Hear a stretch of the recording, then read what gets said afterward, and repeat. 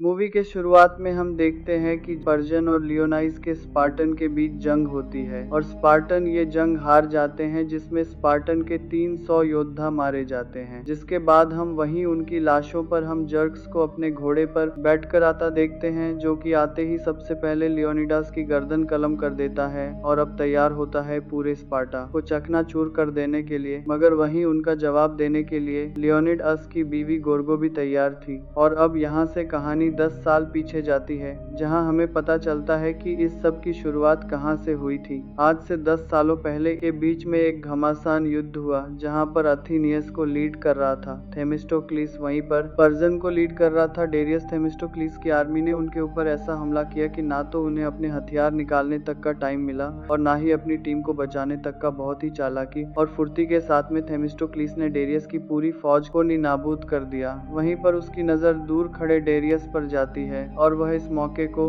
गंवाना नहीं चाहता था, इसीलिए वह अपने पास ही पड़े धनुष और तीर को उठाकर उसके ऊपर एक वार करता है और वह तीर जाकर सीधा डेरियस के सीने में घुसता है। मगर यह उसकी सबसे बड़ी गलती थी, क्योंकि डेरियस के पीछे उसका बेटा खड़ा था जर्क्स। और आज भी थेमिस्टोक्लिस सोचता था कि काश मैंने वो तीर डेरियस को ना मारकर सीधा जर्क्स के सीने में उतार दिया होता। जिसके बाद में समय आगे बढ़ता और हम पर्शियंस राज को देख पाते हैं। यहाँ पर डेरियस घायल पड़ा होता है और वहीं पर उससे मिलने के लिए उसकी सबसे काबिल योद्धा, जिसका नाम होता है आर्टेमिस, उससे मिलने के लिए आती है। और वह वहाँ जेरस को रोता पाती है तो कहती है कि अगर तुम्हें अपनी पिता के मौत का बदला लेना है तो तुम्हें एक देवता के रूप में पुनर्जन्म लेना पड़ेगा। मगर जेरस तो एक छोटा लड़का था, वह इस वक्त जंग के लिए तैयार नहीं था। 7 दिनों तक काफी रोने के बाद में जब आर्टेमिसिया उसके पास आती है और कहती है कि अब वक्त हो चला है इंतकाम लेने का और अब तुम करोगे अथीनियस और यूनान को पूरी तरीके से खत्म। जिसके बाद तो आर्टेमिसिया अपने पूरे राज्य के अंदर दूर दूर से जादूगर, फकीरों और तांत्रिकों को बुलाकर नई नई योजनाएं बनाती है और भेज देती है रक्सस को सुनसान रेगिस्तान में माइलों दूर, जहां पर कई दिनों तक बिना भूख प्यास पानी के चलता जाता है जरक्सस। और अंत में जाकर एक ऐसी गुफा में पहुंचता है जहां पर काली शक्तियां और ताकत वाले तांत्रिक बैठे थे, जिनकी भूख इंसानी खाना नहीं बल्कि इंसानी रूह थी। वहां पर जरक्सस ने जाकर अपने आप को पूरी तरीके से उनके हवाले कर दिया और फिर उन्हीं के पानी में से निकला एक नया मेहरबान देवता, जिसे ना तो कोई हरा सकता था और ना ही कोई मार सकता था। और अब इस वक्त की जेरेक्स के शरीर के अंदर कोई भी पुराना इंसानी अंग नहीं बचा था, उसमें अब रूहानी ताकतें आ चुकी थी। आर्टेमिसिया ने पर्शियंस, जो कि वफादार थे जर्क्स के, उसके आने से पहले ही उन सभी को खत्म कर दिया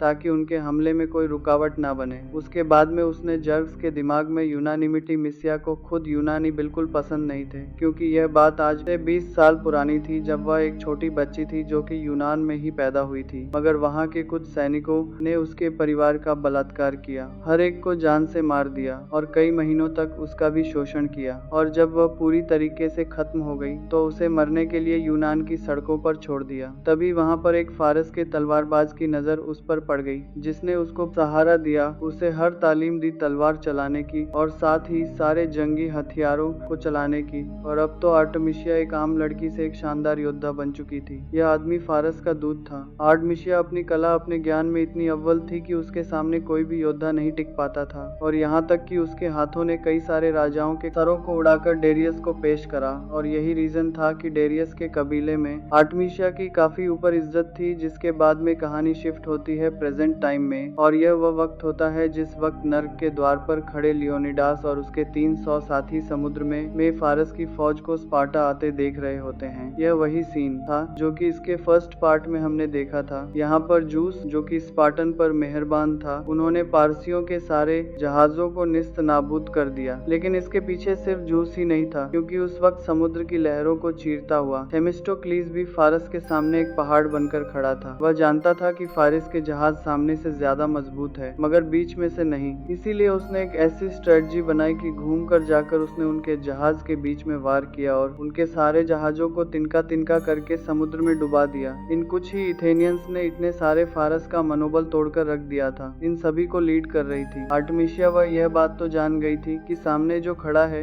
यानी कि थेमिस्टोक्लिस, यह वही शख्स था जिसने कि मेरे राजा डारिस के सीने में तीर उतारा था। वह दुश्मन तो था ही, साथ वह एक काबिल सरदार भी था। इसीलिए आर्टेमिसिया उसके सामने एक सौदा पेश करती है और उसे अपने जहाज पर बुलाती है और फिर कहती है कि तुम्हारी यह मुट्ठी भर फौज हमारे लाखों की फौज के सामने कुछ नहीं, यानी कि तुम्हारे हर एक सैनिक सैनिक को मेरे 1000 सैनिक मारने पड़ेंगे और तुम्हारे सिर्फ एक जहाज को मेरे कई सैकड़ों जहाज डुबाने पड़ेंगे, तब जाकर मुकाबला बराबरी का होगा, जो कि सिर्फ तुम्हारे सपनों में पॉसिबल है। मैं इस जंग का रुख पलट के रख सकती हूँ अगर तुम मेरे साथ हो जाओ। थेमिस्टोक्लीस को रिझाने के लिए आर्टेमिसिया अपना जिस्म तक उसे दे देती है। जब वो उससे कहती है कि तुम चाहो तो रोज ऐसी रात मेरे साथ बिता सकते हो, मगर थेमिस्टोक्लीस अपने देश अपने लोगों के लिए वफादार था और वह ऐसा करने से मना कर देता है, जिस पर गुस्से में आकर आर्टेमिसिया लोगों से कहती कि इस कचरे को बाहर फेंक दो और अब इन्हें मैं दिखाऊंगी कि जंग किसे कहते हैं। जिसके बाद में शुरुआत होती है अगले दिन की ओर। यहाँ पर आर्टेमिसिया ने अपना एक ऐसा जहाज इस जंग में उतारा होता है जिसके अंदर टार भरा होता है। यह टार एक गाढ़ा तेल होता है काले रंग का, जो कि वह उनके जहाजों के इर्द गिर्द पूरी जगह फैला देती है और फिर बुलाती है अपनी खास टुकड़ी को। यह वो टुकड़ी थी जो कि आर्टेमिसिया के लिए मरने तक को तैयार थी। जहाँ पर इनका एक सैनिक सीधा चलते हुए थेमिस्टोक्लीस के जहाज तक पहुंच जाता है और वहीं दूर आर्टेमिसिया अपने तीर कमान की मदद से उसके पीठ पर बंधी टोकरी को एक तीर मारती है, जिससे वहां पर एक जोरदार का ब्लास्ट होता है और थेमिस्टोक्लीस के साथ साथ उसका पूरा जहाज भी पानी के अंदर तिनकों की तरह बिखर जाता है। इतने बड़े हमले के बाद तो एथेनियस अपने आप को संभाल तक नहीं पाते हैं और वहीं पर पानी की कुछ जीव उनको आकर खाने की कोशिश करते हैं, मगर यह तो सिर्फ थेमिस्टोक्लीस का एक बुरा सपना था। मगर जब उसने आंखें खोलकर देखा तो उसकी सेना के कई लोग जान से मारे गए थे। अब जहाँ एक तरफ तो पानी में थेमिस्टोक्लीस आर्टेमिसिया को चुनौती दे रहा था, वहीं पर दूसरी तरफ नर्क के द्वार पर लियोनाइस सीधा जर्क्स चुनौती दे रहा था। मगर लाखों के सामने 300 की फौज कहां तक टिक पाती और जर्क्स यह जंग जीत जाता है। वहां पर वह इफल्स को बुलाकर कहता है कि जाकर थीमोक्लीस को बता दो कि यूनान को अब मेरे कदमों तले कुचलने से कोई नहीं बचा सकता। जिसके बाद में इफिल्टी सीधा जाकर थेमिस्टोक्लीस से मिलता है और कहता है कि मेरे मेहरबान राजा जर्सीज ने मुझे तुमसे मुलाकात करने के लिए भेजा है, उनकी फौज के सामने तुम नहीं टिक पाओगे। तो थेमिस्टोक्लीस कहता है कि तू वही गद्दार है ना कुबड़े, जिसने कि लियोनाइस को हराने के लिए सीधा एक्स रक्स से हाथ मिला लिया। एक बार भी अपने लोगों, अपने देश और अपनी मिट्टी के बारे में नहीं सोचा। मैं चाहूँ तो तुझे अभी खत्म कर सकता हूँ, मगर मैं तुझे खत्म करूंगा नहीं। जाकर बता दे झरक्सस तेरे मेहरबान राजा को कि हम आ रहे हैं। उसकी उल्टी गिनती शुरू। हालांकि यहाँ पर थेमिस्टोक्लीस के दिल और मन में गुस्सा तो जरूर था, मगर जंग जीतने के लिए सैनिकों की भी जरूरत होती है, इसलिए उसके पास कम सैनिक थे। तो वह मदद मांगने के लिए सीधा गोर्गो के पास जाता है और कहता है कि मुझे तुम्हारी मदद की जरूरत है। 300 स्पार्टन जिसने कि जर्क्स के खिलाफ जंग लड़ी, वह सिर्फ जंगी योद्धा ही नहीं बल्कि एक शहीद थे और हम उन शहीदों की कुर्बानी जाया नहीं जाने दे सकते। इसीलिए मैं चाहता हूँ कि तुम मेरी मदद करो, मुझे अपनी सेना दो, जितनी हो सकते हैं उतने जहाज दो। मैं जाकर जर्क्सस से इन सब का बदला लूंगा और यूनान को जीत दिलवाऊंगा। मगर गोर्गो जिसने अभी अपने पति को खोया था, वह उसकी मदद करने से साफ मना कर देती है और कहती है कि हमने तुम्हारी हर वक्त मदद करी, अपने पति को खोया, अपने राजा को खोया, अब क्या जंग लड़ने के लिए यहाँ के बच्चों को तलवारें पकड़ा दूं। मैं तुम्हारे लिए अपनी खैरियत चाहते हो तो यहाँ से चले जाओ। थेमिस्टोक्लीस उससे मांगना तो बहुत कुछ चाहता था, मगर वह रानी को कुछ कह नहीं पाता और वहीं पर वह बच्चों को लियोनाइस की उस तलवार को रख देता है जिसने कि जर्क्स के खिलाफ एक शानदार जंग लड़ी थी और जाते वक्त सिर्फ इतना कह के जाता है कि रानी इंतकाम लो अपने बदले का। मीनवाइल हम जर्क्स को देख पाते हैं जो कि अब एथेंस को पूरी तरीके से राख करके मजे से बैठा होता है। उसी वक्त इफल्टीज वहां पहुंच जाता है और बताता है कि एथेनियन जिसे कि आपकी ताकत से डरना चाहिए, वो तो बिल्कुल नहीं डरे और बल्कि उल्टा आपके खिलाफ एक बड़ी जंग के लिए तैयार है। यह सुनकर आर्टेमिसिया कहती है कि मैंने तो खुद उसे जान से मारा था, आखिर वह बचा कैसे? मैं उसे जिंदा नहीं छोड़ूंगी और अगली जंग जो कि सलमन की खाड़ी में होने वाली है, उसे मौत के घाट उतार दूंगी। तो एक्सरक्स कहता है कि इस बात में कितनी सच्चाई है और कितना झूठ, इसके लिए हमें अपने लोगों को वहां पर भिजवा कर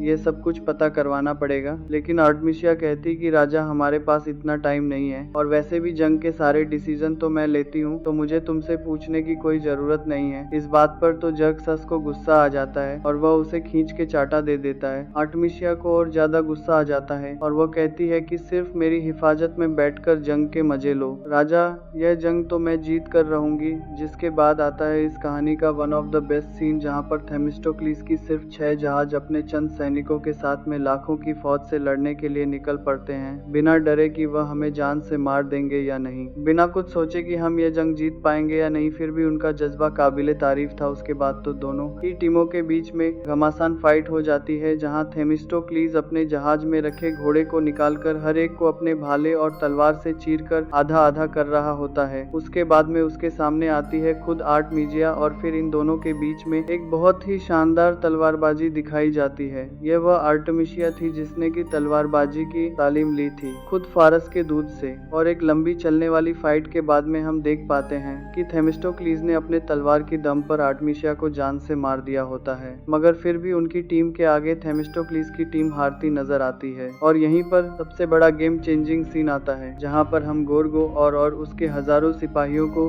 देख पाते हैं जो कि या पर्शियंस के खिलाफ खड़े थे। और इसी तगड़े सस्पेंस के साथ में यह शानदार कहानी भी यहीं पर खत्म होती है। इस लड़ाई का एंड में क्या होता है उसके लिए इसका थर्ड पार्ट भी आना चाहिए था, लेकिन इस वक्त भी इसका थर्ड पार्ट नहीं आया। इस मूवी का फर्स्ट पार्ट सन 2006 में आया था और इसका यह सेकंड पार्ट सन 2014 में। आज की वीडियो में बस इतना ही। वीडियो को आखिर तक देखने के लिए आपका बहुत बहुत धन्यवाद।